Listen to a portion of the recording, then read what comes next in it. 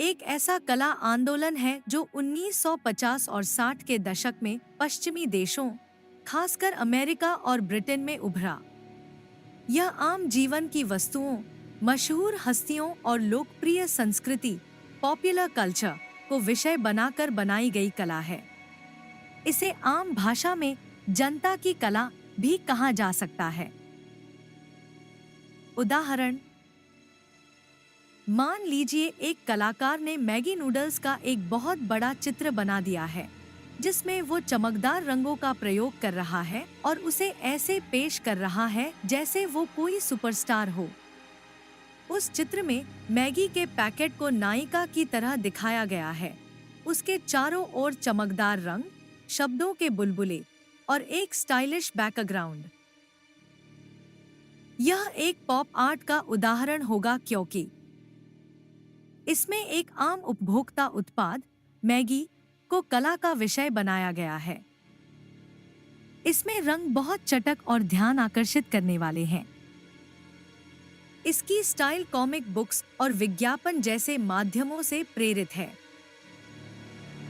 यह समाज की लोकप्रिय चीजों को एक नया नजरिया देता है। एक मशहूर पॉप आर्ट कलाकार का उदाहरण एंडी वॉरहोल। उन्होंने कैम्पबेल सूप के डिब्बे और मरिलिन मोनरो की तस्वीरों को बार बार बनाकर पॉप आर्ट का चेहरा बना दिया। ओपी आर्ट का पूरा नाम है ऑप्टिकल आर्ट यानी दृश्य भ्रांति की कला।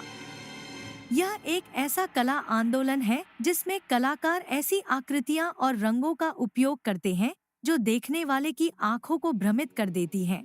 ऐसा लगता है कि चित्र हिल रहा है, गहराई में जा रहा है या बाहर की ओर आ रहा है, जबकि वो पूरी तरह स्थिर होता है।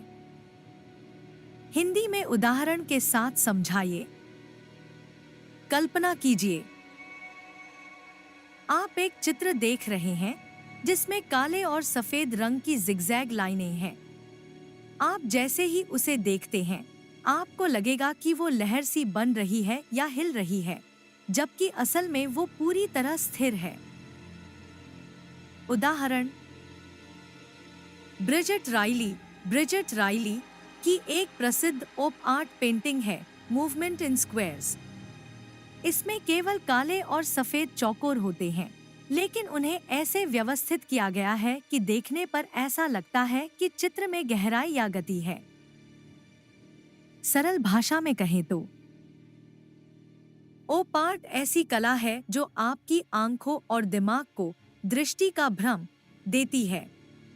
चित्र को देखकर लगता है कि वो हिल रहा है, घूम रहा है या तीन आयामी है, जबकि वो असल में सपाट होता है।